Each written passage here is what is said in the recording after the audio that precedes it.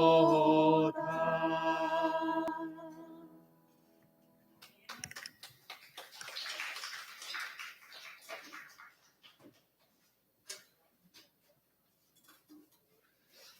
2021년 한 해를 마무리 짓는 찬양, 여호와는 너를 지키시는 자라. 하나님께서 우리를 지켜주시고 지금까지 인도해 주시고 함께 해주신 그 사랑과 은혜를 정말 감사하며 영광 돌리는 시간입니다. 언제 2021년이 되나 했더니 벌써 마지막 주일을 맞이했습니다. 다음 주에는 2022년입니다. 야, 빠르다 생각이 듭니다. 어쨌거나 한 1년을 하나님께서 코로나 상황에서도 이렇게 지키시고, 또 우리 교우들 가운데 누구 한 명 코로나로 세상 떠나신 분도 없고, 참 위중증으로 힘든 분들이 계시기는 하시지만 이제 그런 분들을 우리가 더 살피고 또 함께하는 모습도 있어야 될 것 같습니다. 1부 때 이 말을 이렇게 했더니 미라클 애들은 잘 모르더라고요. 삼다, 삼무. 저는 이게 학생 때 시험에도 나오고 그랬어요. 삼다, 제주도 이렇게 해가지고 삼다가 무엇인가, 삼무가 무엇인가. 삼다가 뭡니까? 돌, 바람, 여자. 삼무, 도둑, 대문. 하나가 또 거지더라고요. 요즘은 이제 거지를 볼 수 없는데 노숙자에 해당이 되겠죠. 이 삼무는 대문이었고 도둑이었고 거지가 없는 거. 그럼 삼다, 돌 많고 바람 많고 여자 많다. 실제로 그렇습니까? 뭐 제일 뒤에 것부터 따져보죠. 여자가 정말 더 많습니까? 아니더라고요. 11월 30일 날 제주도 통계청에서 이렇게 통계를 내놓은 것을 보니까 제주 인구가 69만 7,718명이에요. 제주시가 50만 7,121명, 서귀포가 19만 471명. 제주시가 많기는 많습니다. 외국인은 2만 1,078명. 남자는 35만 1,004명, 여자는 34만 6,714명. 그래서 남자가 3,290명이 더 많아요. 제주도 3다에 여자 대신 남자. 왜 여자를 넣었냐면 계속 남자들이 많은 때가 많았어요. 10여 년 전 통계도 남자가 더 많았어요. 그 이전 통계는 제가 찾아보지는 않았습니다만 여성의 활동 인구가 제일 많은 거죠. 그래서 뭐 직장을 가진 분들도 많고 트럭 과감하게 운전하고 막 결혼하는 것들도 많고 그래서 그렇게 했던 것 같아요. 그 바람도 정말 많죠. 아침에도 그냥 바람이 셴셴 불고 막 우산 꽂아놓은 우산대도 막 날아가고 며칠 전에 이제 세게 바람 불 때는 아예 두 통 다 눈에 보이지 않아가지고 누가 본당 안에 다시 넣어놨나 하고 본당을 봐도 없고 그래서 교회를 다 둘러봤더니 성교관이 앞쪽까지 날아가더라고요. 뭐 바람 엄청나죠. 그냥 생생 붑니다. 그리고 많은 게 뭡니까? 돌이죠. 땅만 타면 돌이 나오니까 뭐 건축 재료, 기초 뭐 걱정 안 해도 되죠. 오히려 도로 같은 거 뚫을 때도 돌이 나오면 그냥 원래 공사 계획했던 것보다 훨씬 더 걸리고 그럽니다. 특별히 밭주위에 쌓여진 제주 돌담 밭, 이건 2013년 1월에 국가 중요 농업유산 제2호로 등재가 됐어요. 한 2만 2천 킬로미터 정도 이렇게 이으면 된다고 그러죠. 10만 리가 넘어가고 뭐 이렇게 되어집니다. 제주의 전역에 이렇게 밭담, 이게 뭐 자연유산으로 정말 남겨야 될 귀중한 것이다 이야기를 하는데요. 지금도 이렇게 볼 때마다 신기한 것은 이 밭에 참 이 그 돌밭인데도 막 채소들이 잘 자라는 거죠. 양배추를 심고 무를 심고 브로콜리. 그 중에서도 제일 신기한 것은 무. 이 땅 속에 박힌 것보다 땅 위로 올라온 것이 더 많아서 한번 사진 찍어놓은 것도 있고 막 그러는데 육지에서는 볼 수 없는 정말 이렇게 특이한 광경입니다. 땅으로 틀어주죠. 정말 그런데 그런 돌들이 많은 곳에 다 하나하나가 다 다르죠. 어느 돌이든지 똑같은 돌은 하나도 없습니다. 초대교회 성도들한테 베드로가 보냈던 이 말씀은 이렇게 돌이 많은 이 땅 제주에 살고 있는 2021년의 마지막 주일을 보내는 우리에게 동일하게 적용되는 말씀입니다. 사실상 지금도 특별하게 택함받은 하나님의 백성들은 하나님의 영광을 위한 교회, 성전으로 지어져 가고 있는 이런 돌들과 같기 때문에 그렇습니다. 한 명 한 명, 하나하나가 다 돌입니다. 하나님은 우리 돌 같은 우리들을 다 데워서 하나님의 계획에 딱 맞는 사람, 하나님이 세우고자 하는 교회에 꼭 필요한 그 자리에 세워졌습니다. 근데 이렇게 딱 맞춰서 넣기 위해서는 다듬는 과정이 필요하죠. 긴 시간이 필요하기도 합니다, 때로. 그리고 그 다듬어지는 과정이 고통스러울 수도 있습니다. 왜냐하면 우리의 삶들이, 우리의 모습들이 너무나도 뭐가 나와 있고 막 비퉁비퉁 울퉁불퉁 말리기 때문이죠. 돌인 우리 한 명 한 명을 깨고 다듬어서 연마하는 작업이 바로 성령께서 우리를 성결하게 만드는 사역입니다. 성령께서 우리들의 삶에 하나님의 계획과 뜻에 딱 맞추도록 다듬어가는 과정, 이것을 거룩하게 한다 하십니다. 신학적인 용어로 성화 그렇습니다. 예수 그리스도를 알면 중생합니다. 그리고 하나님의 나라에 다른 때가 영화. 그 과정이 중간이 성화입니다. 이룰 성자입니다. 이뤄나가는 거예요. 영화롭게 이뤄나가는 과정입니다. 석공들은 건축물의 특정한 장소에 정확하게 들어갈 돌을 깎을 때 정말 세밀하게 주의를 기울입니다. EBS에서 나왔던 극한 직업이라고 프로그램이 있어요. 보신 분이 있을지 모르지만 거기에 제주 돌을 다루는 석공들을 좀 다룰 때가 있었습니다. 돌담을 쌌는데 아무 돌이나 무조건 하는 게 아니죠. 이렇게 철사 같은 것을 주로 이용을 해서 많이 하시더라고요. 그래서 모양을 딱 재가지고 그 돌을 맞는 것을 찾더라고요. 근데 일반 사람들은 그냥 눈대중으로 보고 이만하면 되겠다고 이렇게 세우죠. 그럼 이제 구멍이 뻥뻥 뚫리고, 물론 그렇게도 하는데 조금 더 정교하게 하기 위해서는 이렇게 표시를 해서 짜고 또 약간 돌로 깨고 뭐 다듬고 잘라내기도 하고 뭐 그렇게 하는 과정을 거쳤습니다. 영적인 의미에서 우리 성도들 한 사람 한 사람을 통해 하나님께서 세우신 이 교회, 영적인 건물, 이 어떤 구체적인 장소에 꼭 맞는 돌이 되기 위해서는 거친 부분들 다듬어져야 되고 울퉁불퉁한 부분 깎아져야 되는 겁니다. 자, 그렇다고 해서 똑같은 벽돌 모양으로 일률적으로 똑같이 만들지는 않습니다.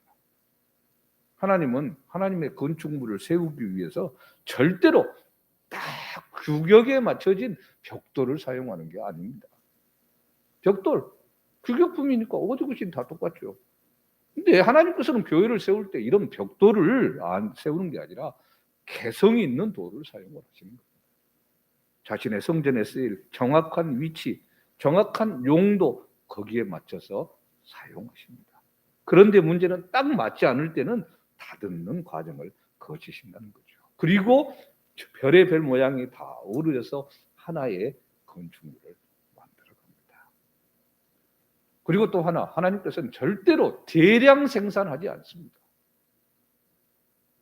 그래서 모든 사람들이 다 찬양대로 설 수 있는 것도 아니고, 모든 사람들이 다 교회학교 교사를 할 수 있는 것도 아니고, 모든 사람들이 다 반주할 수 있는 것도 아니고, 봉사의 영역이 다 다를 수밖에 없습니다. 교회에서 각자가 맡겨진 위치 속에서 독특한 역할을 감당해 나간 그 모습이 제대로 되어질 때 교회는 든든히 세워져 나가는 거죠. 제주에서도 돌담을 쌓는 방법들이 여러 가지가 있지 않습니까? 어떤 돌담 우리가 쉽게 볼 수 있는, 그냥 뭐 교회 입구 들어올 때 옆에 세워진 것처럼 그렇게 듬성듬성 뭐 세워진 것도 있죠. 이런 것들은 그냥 밀면 쉽게 넘어지고 맙니다. 지금은 몰라요. 이게 전라도 말로는 부자바다고 그러는데요. 우리 청년들 어렸을 때 저 담 넘어다니다가 막 다치고 병원 가고 난리를 했습니다. 그때 막 무너지고. 근데 쉽게 그렇게 될 수 있는 저런 돌들도 있죠. 근데 저보다는 조금 더 나은 돌들이 도로가 나져 있는 도로 공사를 할 때 옆에 쌓여 있는 돌들입니다. 이 도로를 하면서 밭을 다시 할 때 기술자들이 와서 담을 싸나요. 거기는 조금 더 촘촘하게 잘 싸져 있죠. 그리고 나서 더 심하다 싶은 것은 야, 이거 제주도 돌담 마저 하는 것처럼 정말 딱 쌓여 있는 돌들이 있죠. 정교하게 기술자가 하는 것. 그러나 어떤 돌들을 쌓든지 간에 반드시 정 기준으로 삼아야 하는 돌들이 있죠. 거기에 의존해서 옆에 붙이고 세워나가고 쌓아나가야 됩니다. 상호 조화를 이루면서 세워져 나갑니다. 그러니까 우리 또한 마찬가지로 어느 돌, 어떤 돌담이든 간에 우리의 머리가 되시는 예수 그리스도에게 연결이 되어 있어야 되고 성도들 서로 간에도 조화를 이루면서 하나님의 집으로 세워져 가는 겁니다. 자, 그래서 9절 말씀, 그러나 너희는 택하신 족속이요 왕 같은 제사장들이요 거룩한 나라요 그의 소유가 된 백성이니 이는 너희를 어두운 데서 불러내어 그의 기이한 빛에 들어가게 하신 이의 아름다운 덕을 선포하게 하려 하십니다. 자, 한마디로 말하면 우리 그리스도인들은 정말 잘 다듬어지고 확실하게 그 자리에 있어야 할 돌들처럼 고상하고 멋진 존재다. 그 말이죠. 꼭 필요한 사람이다. 정말 많은 그리스도인들이 근데 어떻습니까? 그냥 그렇게 살아가고 있죠. 그냥 다듬어지지 않은 채 울퉁불퉁한 채 모난 채 살아갑니다. 자, 그러면서도 문제는 뭐냐면은 나는 꼭 필요한 존재다. 딱 어깨 고 폼 잡고 왜 나를 세워주지 않지? 왜 나를 쓰지 않지? 이렇게 생각을 하니까 그게 문제라는 겁니다. 정말 인정받고 칭찬받으려고 땀 뻘뻘 흘리고 자기를 드러내려고 난리는 치는데 정작 다듬어지지가 않았습니다. 써먹으려고 하니까 쓸 수가 없어요. 그런 돌은 그냥 굴러다니는 돌일 뿐이죠. 아무 곳에서나 쉽게 발견할 수 있는 돌입니다. 근데 여전히 나는 괜찮은데 나는 좋은 돌인데 이러니 불평 불만이 나올 수밖에 없습니다. 그리스도인들 안에서 있는 얘기예요. 그러니 죄송합니다.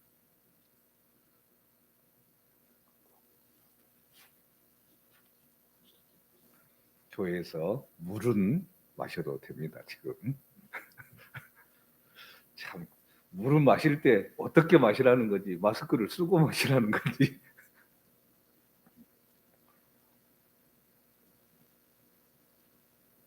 왜 나를 세워주지 않냐? 왜 나를 인정해 주지 않느냐? 이런 돌들은 교회 생활이 불편합니다. 신앙 생활 힘듭니다. 세상 일도 풀리지 않습니다. 대부분의 그리스도인들에서 발견하고 있는 이 내용이 바로 불행의 근본 원인입니다. 뭔가 찜찜합니다. 사는 게 즐겁지가 않아요. 교회 생활도 즐겁지 않고 그런다고 또 바깥에서 사는 일들도 즐겁지 않고 힘듭니다. 왜 그렇습니까? 이 모든 모습을 정리를 해보면 결론적으로 주인의식이 없기 때문에 손님처럼 대접받으려고만 하기 때문에 문제가 됩니다.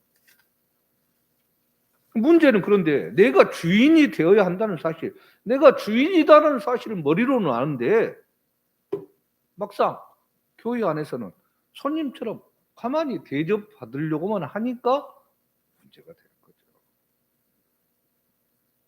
가슴에 손을 딱 얹고 2021년 마지막 주일을 보내면서 나는 올 한 해 정말 나북교회의 주인으로 한 해를 살아왔는가? 아니면 손님처럼 그렇게 지내왔는가? 생각을 한번 해보십시오. 분명하게 말하지만 우리 모두는 교회의 주인입니다. 단 한 명도 교회의 손님은 없습니다. 우리 모두는 하나님 앞에서 교회의 주인으로 택함을 받아서 자기의 모습, 각자의 상황에 따라서 하나님께서 만들어가는 이 교회의 일부분을 차지하고 있는 사람입니다. 그렇게 하나님으로부터 쓰임 받은 사람입니다. 그럼에도 불구하고 우리가 손님처럼 살아가는 이유가 뭔가? 베드로 사도가 그걸 이야기하는 게 오늘 말씀입니다. 베드로전서는 로마에서 베드로가 순교하기 직전에 쓴 편지입니다. 1장 1절을 보면요. 본도, 갈라디아, 갑바도기아, 아시아와 비두니아에 흩어진 나그네에게 이 편지를 쓴다. 흩어진 나그네에게 편지를 써요. 다시 말해서 이스라엘 땅을 떠나서 이방 땅, 특히 소아시아 지방에 살고 있는 유대계 그리스도인들에게 이 편지를 씁니다. 유대계 그리스도인이 누구냐? 이스라엘 땅에서 박해가 있는데 그 박해를 피해서 이방 땅으로 피난 온 사람들입니다. 이것을 디아스포라다 이렇게 이야기를 하죠. 베드로전서 편지를 쓸 때 로마에 가혹한 박해가 있었습니다. 바로 네로 황제의 박해가 심해져서 순교자들이 계속 막 나오고 있던 이런 시기예요. 그래서 박해를 피해서 먼 땅, 이방 땅으로 피신을 왔어요. 근데 그 이방 땅에서조차 극심한 박해가 일어나요. 그럼 이제 또 어디로 갑니까? 도망와서 여기까지 왔는데 또 가려고 하니 너무나도 힘들어요. 그리스도인들이 이런 어려움을 겪고 있는 상황에서 편지를 쓴 겁니다. 자, 문제는 이렇게 복잡한 상황이 되다 보니까 이제는 더 이상 어떻게 할 수 없다 해서 배교하는 일이 나타납니다. 예수 믿지 않겠다. 뭐 이렇게까지. 나 그리스도인 아니다. 자, 이런 상황에서 그리스도인들이 어떤 위치에 있는가, 어떤 사람인가, 이 정체성의 혼란이 오게 됩니다. 무슨 말이냐면 내가 그리스도인이다 딱 드러내면 즉각 박해가 가해지고 심지어는 순교까지 하는 목숨을 잃는 일까지 생기게 됩니다. 그러니 그리스도인이라는 사실을 숨기는 그리스도인이 많아진 거죠. 그러면서도 속에서는 예수를 믿어요. 적극적으로는 나는 그리스도인이 아니다 막 부정하고 막 이렇게 손살에 치는 사람들도 믿는 사람 안에 생겼어요. 근데 말은 그렇게 하면서도 예수 안 믿는다, 뭐 절대 예수쟁이들은 제정신이 아닌 사람들이다 하면서 은밀하게 예배드리는 그 예배 현장에는 참석을 해요. 속은 그리스도인이니까. 자, 이러면서 내가 진짜 그리스도인인가 아닌가, 내가 손님인가 주인인가 갈팡질팡하게 되고 만 겁니다. 자, 오늘 우리 교육 가운데서도 내가 그리스도인이다 이 사실이 알려지면 불이익을 당하는 경우도 있습니다. 그래서 이 박해 상황 가운데서 신분을 숨기고 살아가고 그리스도인을 부정을 하다가 그리스도인이니까 또 갈등하고 고민하는 그런 경우도 있습니다. 옛날 박해와는 다르게 오늘날은 정말 다양하게 이런 물결들이 밀려오고 있죠. 물질 만능주의, 또 쾌락주의, 종교다원주의, 잘못된 종교관, 잘못된 가치관, 잘못된 인생관 이런 것이 흘러오니까 정말 신앙인으로서 제대로 살아나간다는 게 쉽지 않습니다. 어떤 때는 신앙생활 한다는 것 자체를 고리타분하게 여기고 융통성 없다고 그러고 독선적이고 고집되다고 이야기하고 여기에 더해서 술, 담배도 제대로 못하게 하지, 제사도 드리지 말으라고 하지, 다른 여자하고도 놀지도 말라고 그러지. 일반 사람들은 마음 놓고 하는 일을 못하게 하고 막고 하니 왠지 이 세상 사는 것과 동떨어지게 지내는 것 같기도 하고. 그래서 나 그리스도인이다 드러내고 하기가 부끄럽습니다. 식사 자리에서도 눈 감고 기도하는 것도 눈치 보입니다. 남들이 그리스도인이다 알까봐 두렵기까지 합니다. 이러다 보니까 하나님 앞에서 떳떳하지 못하죠. 세상에서 뭔가 찜찜하죠. 당연히 사는 것이 즐겁지 않고 복잡해집니다. 이게 신앙의 위기입니다. 자, 그래서 오늘 말씀은 이렇게 주인이면서도 주인이기를 포기하고 손님처럼 살아가고 있는 사람들한테 뭐라고 먼저 말합니까? 하나님께서는 우리를 택하신 족속이다. 베드로 이사야 43장 20절에 이렇게 말씀하는데요. 장차 들짐승 곧 승냥이와 타조도 나를 존경할 것은 내가 광야의 물을 사막의 강들을 내어 내 백성 내가 택한 자에게 마시게 할 것입니다. 자, 이사야에서 내 백성 내가 택한 자, 이 부분을 지금 인용을 해서 이 박해 중에 있는 그리스도인들한테 뭐라고 얘기하냐면 너희는 택하신 족속이다, 이렇게 지금 이야기를 하고 있는 겁니다. 하나님께서 우리들을 하나님의 백성으로 선택한 사람이라는 말이에요. 요한복음 15장 16절에서는 주님께서 우리가 주님을 택한 게 아니라 주님께서 우리를 택해서 세웠다, 이렇게 말씀합니다. 주께서 택한 사람들이에요. 뭔가 부족하고 실수투성이고 정말 제대로 못할지 알지만 하나님은 우리를 택해 주셨고 불러주셔서 하나님의 자리에 세우시고 이끌어가는 겁니다. 축구 국가대표 선수들, 수많은 사람들 중에 잘하는 사람들을 뽑아놓은 사람들. 우리나라의 축구 인구가 얼마나 많은데 거기에 국가대표로 들어가는 건 정말 부러워하는 일입니다. 보통 이렇게 뽑는 숫자를 헤아려 보니까 약간 변동은 있는데 보통 23명을 뽑더라고요. 축구 11명이 뛰잖아요. 그러면 기본적으로 12명은 후보라는 소리예요. 그렇지만 후보라도 뽑혔다는 사실이 엄청난 실력이고 대단한 영광입니다. 국가대표로 뽑혀가지고 시합을 했는데 끝까지 후보로만 남았어요. 그래도 금메달을 땄다 그러면 금메달 받습니다. 후보자들도. 비록 최전선에 떠서 막 얼굴을 드러내고 스포트라이트를 받고 그냥 막 중계되고 이러지는 않는다 할지라도 단 1분만 뛰어도 아니면 이름만 넣어도 국가대표는 국가대표죠. 국가대표라는 자부심이 있습니다. 그건 어느 누구도 인정해주는 것들이죠.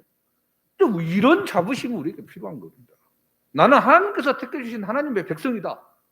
나는 비록 후보지만 그 국가대표다.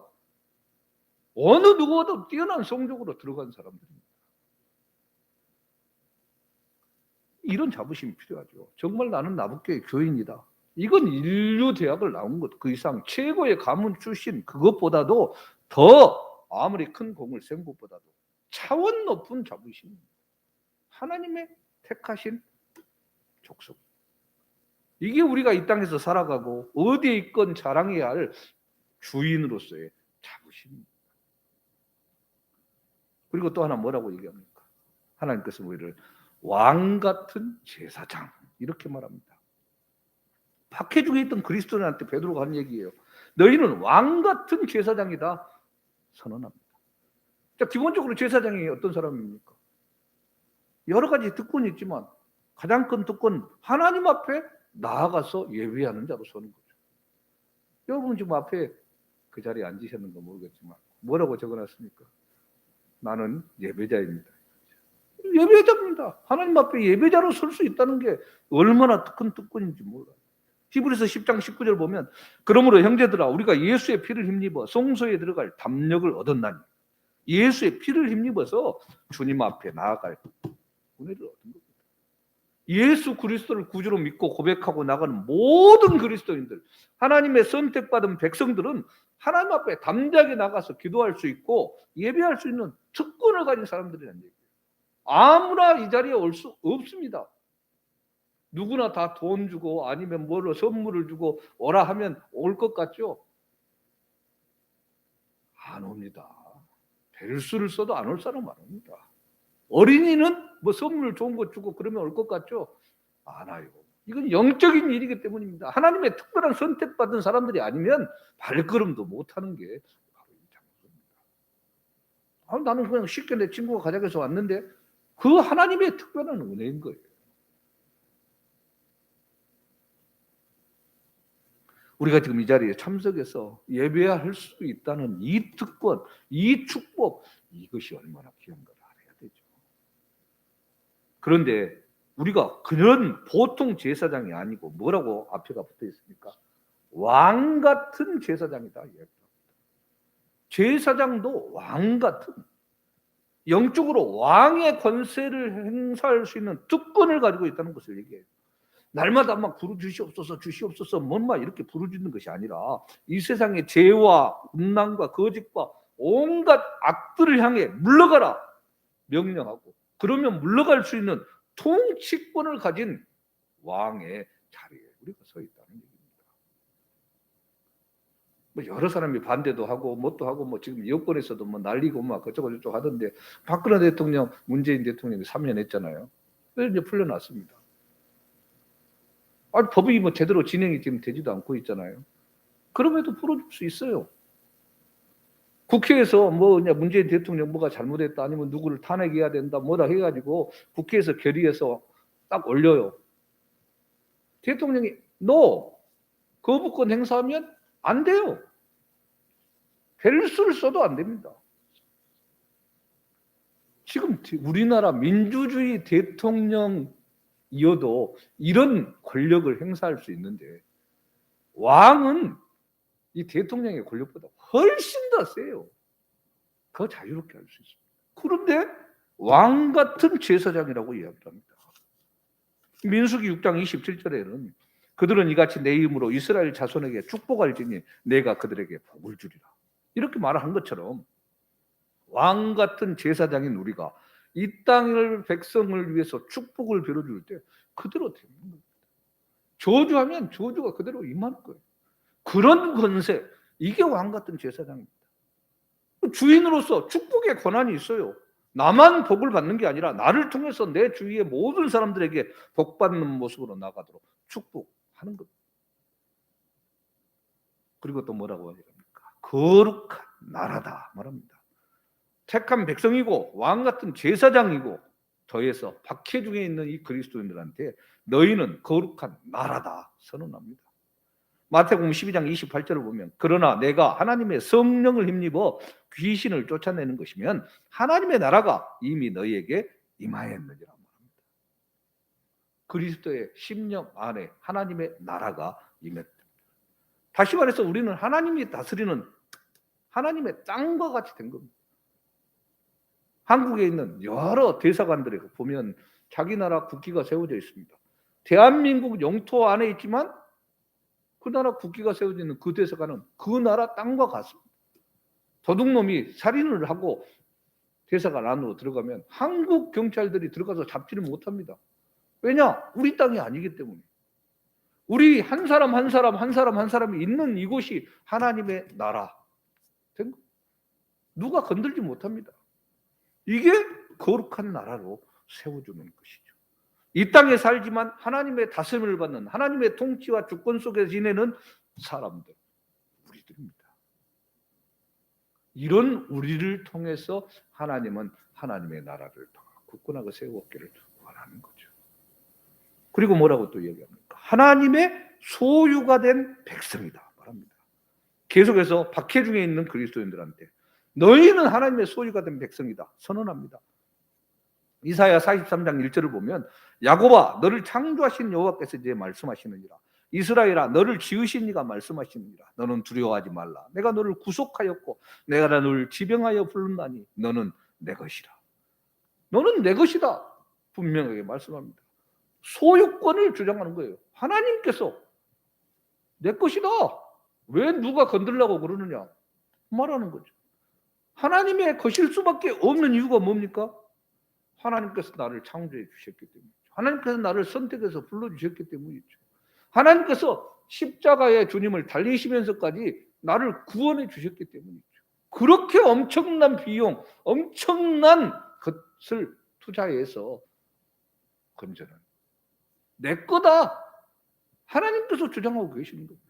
그런데 문제는 뭡니까? 이처럼 엄청난 천지를 창조하시고 만물을 다스리는 그 하나님의 소유가 된 백성임에도 불구하고 자꾸만 헛길로 돌아다니고 딴 길을 돌아다니고 단 데만 쳐다보고 있으니 문제 아닙니까? 이렇게 베드로 사도는 오늘 우리가 어떤 사람인가 4가지로 정리를 해서 말을 하죠. 뭐였습니까? 택하신 족속이다.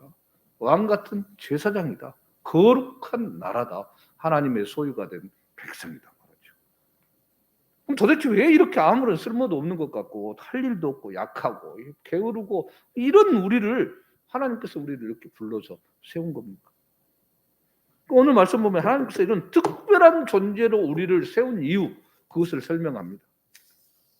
뭐 결론으로 얘기하면 우리가 하나님을 선포, 외치고 말할 수 있도록 하셨다. 그래서 이렇게 한 거다 말합니다. 선포하는 겁니다. 담대히 외치는 겁니다. 분명하게도 확고한 그리스도인으로 우리가 어떤 존재인가를 깨닫게 된다면 이제는 어떤 사람 어느 누구든지 예수를 자랑할 수 있고 하나님의 능력과 역사를 알리고 전파하고 설명하는 삶을 살아가야 한다는 거죠. 박해 속에서 어려움 속에서 그리스도인임을 숨기고 자꾸 부정하고 이런 모습 이제는 벗어버리고 너희가 어떤 존재인가를 분명히 알아서 죽으면 죽으리라 담대히 주님을 외치면서 나가야 된다. 이것을 지금 격려하고 세우고 나가는 겁니다. 내가 누구인지 제대로 확고하게 서 있지 않으면 휩싸여 버리고 물러가는 거죠. 2021년 올 한 해 정말 많은 일들이 있었습니다. 신년 첫 주일 예배를 드린 것이 얼마 전인 것 같은데 벌써 12월 마지막 주일. 다음 주일이면 2022년. 참 대단합니다. 물론 뭐 12월 31일 날 송구 영신 예배로 모이기는 하겠지만 사실상 주일로는 오늘이 마지막이죠. 근데 아직까지도 주님께서 우리를 택하시고 인도하신 구체적인 뜻을 깨닫지 못하고 그냥 쓸모없이 굴러다니는 돌멩이들처럼 그렇게 아무데나 채이고 뒹구는 존재로 살아간다면 뭐겠습니까? 그렇지 않고 정말 하나님의 귀한 성전에 다듬어진 돌로 평생의 삶을 살아가겠다. 그렇게 나의 것들을 깨트릴 건 깨트리고 포기할 건 포기하고 나가는 그런 모습으로 서 있다면 잘하는 겁니다. 그게 주인입니다. 분명하게 아셔야 돼요. 하나님 앞에서 우리는 절대로 손님이 없습니다. 다 주인입니다. 뭐 저나 장로님이나 전도사님들만 교회 이쪽 저쪽을 살피고 정리하는 주인이 아니라 전부 다 우리가 주인입니다. 책임 의식을 가지고 그래서 교회를 돌아보고 살피고 정리하는 것도 필요하고 교인들을 한 사람 한 사람들을 놓고 기도하는 것도 필요한 겁니다.